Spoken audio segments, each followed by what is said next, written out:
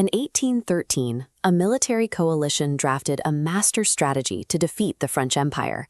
It was called the Trachtenberg Plan, and it boiled down to one highly specific rule. If Napoleon Bonaparte is personally commanding the army in front of you, retreat immediately. This was the official policy of the wealthiest royal dynasties on the planet. They pooled their resources, mapped their battlefields, and concluded their best tactical move was to run away from a single human being.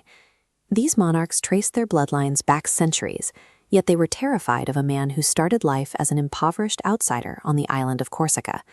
Napoleon inherited no wealth and no royal pedigree. Even his rivals measured his influence in divisions. The British Duke of Wellington calculated that Napoleon's physical presence on a battlefield was the equivalent of 40,000 extra soldiers. Engaging, analytical, this reputation grew from Napoleon's ability to exploit the rigid mechanics of 19th century warfare, rewriting the organizational and psychological rules of combat to his advantage. Before Napoleon, European armies operated like massive, slow-moving machines. A typical 18th century force marched as one giant block, heavily tethered to cumbersome supply wagons that forced them to stick to predictable, easily tracked routes. Napoleon dismantled that model. He introduced the Corps system, reorganizing his military into a decentralized network of self-sufficient mini-armies. Because these modules were smaller, they could travel simultaneously across different roads and live off the land. This effectively eliminated the need for the slow supply trains that held his enemies back. For an opposing general, this was a logistical nightmare. You might track a manageable French corps heading your way, only to find that the surrounding corps had snapped together to form a massive strike force at your exact location. Napoleon effectively outpaced his enemy's ability to process information, utilizing a level of speed that shattered their decision-making cycles. That speed allowed him to execute a massive tactical deception at the Battle of Austerlitz in 1805. Napoleon was outnumbered by a combined Austro-Russian army, facing two sitting emperors directly on the field. He chose to feign weakness. In the days leading up to the clash, he made his forces appear disorganized and ordered his troops to abandon the Pratzen Heights, surrendering the most advantageous ground in the area. The Russian and Austrian commanders took the bait. Confident they were facing a crumbling army, they abandoned their defensive high ground to chase an intentionally weakened French right flank.